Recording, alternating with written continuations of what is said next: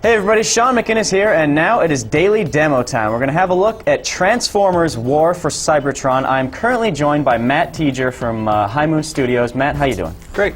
How you doing? I'm doing great. Glad to have you join us. So Matt, you guys are working on the first Transformers game in a number of years that's not tied to a movie. How are you guys taking advantage of that? Actually, it's been fantastic for us because we're going to get to go to Cybertron, homeworld of the Transformers, and because we were focused on purely the gameplay side of things, we haven't had to kind of sync up with any other materials. It's proven to be very liberating for us making the game. Cool. Well, we've got it booted up right here. Let's take a look at the gameplay right now. All right. So set the foundation for us. What are we seeing right here? So what we're seeing right now is Iacon. This is the home city of the Autobots, and we were really excited to create this environment because Hasbro's never really let anyone go to Cybertron in this full detail, this 3D realization. And that's even extended to how we redesign the characters. Because remember, they've never been to Earth in our story. Our story is a prequel to anything you've seen in the movies, or really a prequel to the cartoons from 1984. Sure. So full redesign on all the characters, brand new and original. And one of the things that I'm very excited about in the game is it's a 3-player co-op game at all times. So you can play with 2 AI buddies, but you can also be playing with 2 real friends. Drop in, drop out co-op. So the story that's happening right now is that there are 2 separate campaigns, an Autobot and Decepticon.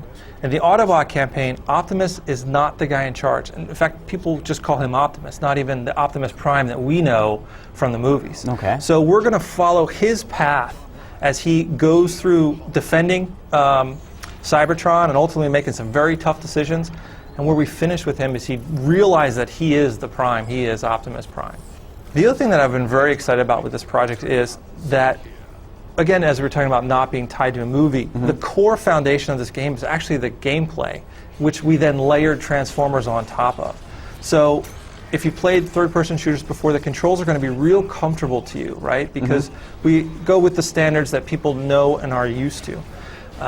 2 weapons that you can switch between any time, a segmented health system, fine aim, all that stuff that you're really used to, but then we layer the gameplay strategies of transformation and cool Transformer-based abilities on top of that. Now, you guys took some slight artistic liberties with those character designs. I know Optimus, he's not a semi-truck, he's a hover car in here, right? Yeah. So, you know, we originally started with some much more Earth-centric designs, and what we realized is we had to create a style and a look that made sense with the property but also worked for gameplay. And so hover cars made a lot more gameplay sense so that you can use your boost mode and your hover mode much faster and transform much more frequently. So we did take some liberties but stayed within the guardrails of what the Transformers canon is.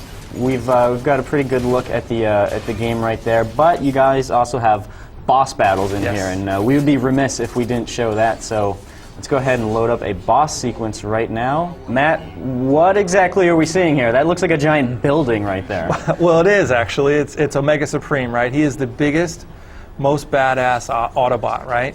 He is who we've been dealing with for the whole level before this, right? Not just a kind of one insular boss battle, but you know, bosses in this game are huge, and not just kind of in the story, but also physically very large, right? We have got a big boss on the other side too.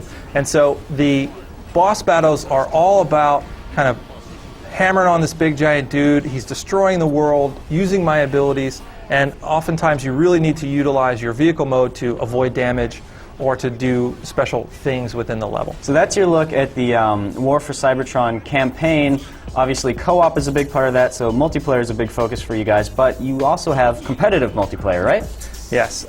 You know, we've been pretty tight-lipped about what kind of multiplayer we put together. All we've really said is that it's a big part of what we've done, and we're real excited to now explain what that is. And multiplayer is a full-on competitive multiplayer experience that includes some things I think people are going to love.